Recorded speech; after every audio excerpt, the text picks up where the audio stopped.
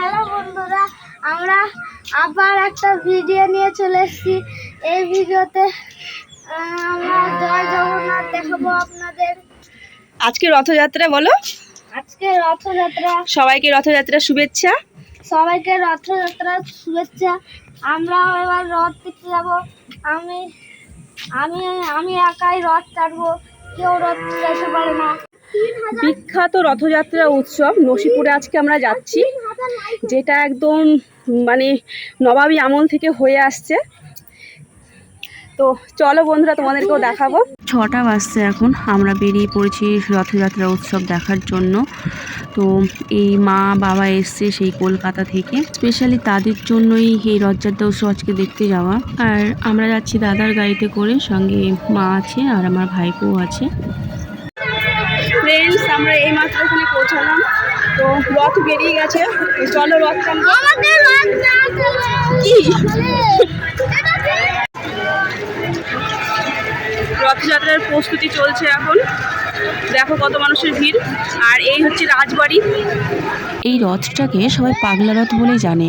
যখন দড়ি ধরে রথটাকে টানা হয়, সবাই মিলে টানে, রথটা যে কোন দিকে যাবে ঠিক থাকে না।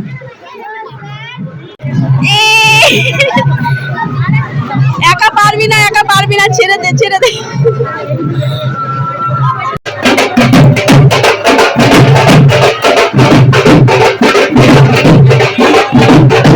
আর এই রথটা রূপোর তৈরি, হাতির রথ এটা। হাতির উপরে জগন্নাথ, বলরাম, সুভদ্রা এখন মাসির বাড়ি যাচ্ছে।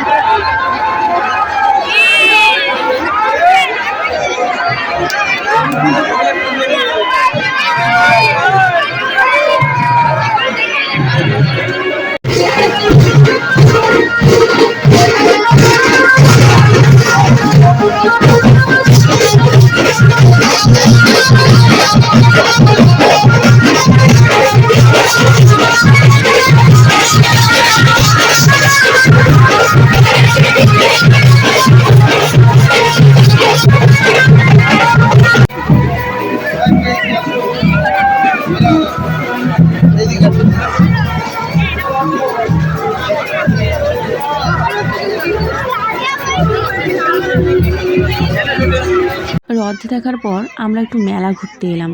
এখানে বড় করে মেলা বসে। এখানে বাচ্চাদের অনেক খেলার জিনিস হয়েছে, রাইড রয়েছে। তো ওকে বললাম একদম ডান দিকে তাকাবি না, কিন্তু সে কি আর আমার কথা শুনবে? তো বায়না ধরলো এর ওপর চড়বে, তো ওকে চড়িয়ে দিলাম। এরপরে জিজ্ঞেস করলো, কি রে নাগরদোলায় চড়বি? যে না না না, আমি নাগরদোলায় চড়ি না। এরপর আমরা মেলা ঘুরলাম, মেলাতে জিনিসপত্র কিনলাম। আর এই গরমে ঘেমে পুরো স্নান হয়ে যাচ্ছিলাম।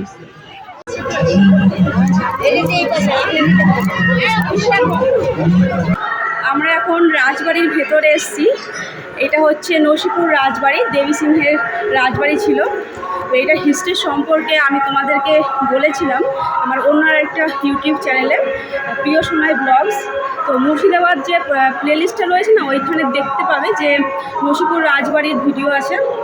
খুবই ইন্টারেস্টিং এই ভিডিওটা। এই হচ্ছে আমাদের রাজবাড়ি। একটু যদি প্রাণে ভয় থাকে, দেখো বন্ধুরা, সিংহের পিঠে বসে আছে। সিংহ কিন্তু কিছুই করছে না ওকে। এই সিংহ কিছু করছে না কেন রে? বন্ধু হয় রাজবাড়ির সিংহদ্বার এটা।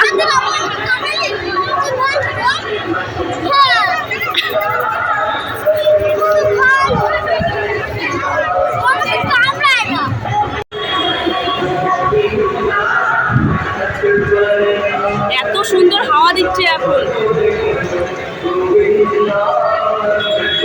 দেখেছো কি ভিড়? রথের সময় এখানে প্রচুর ভিড় থাকে।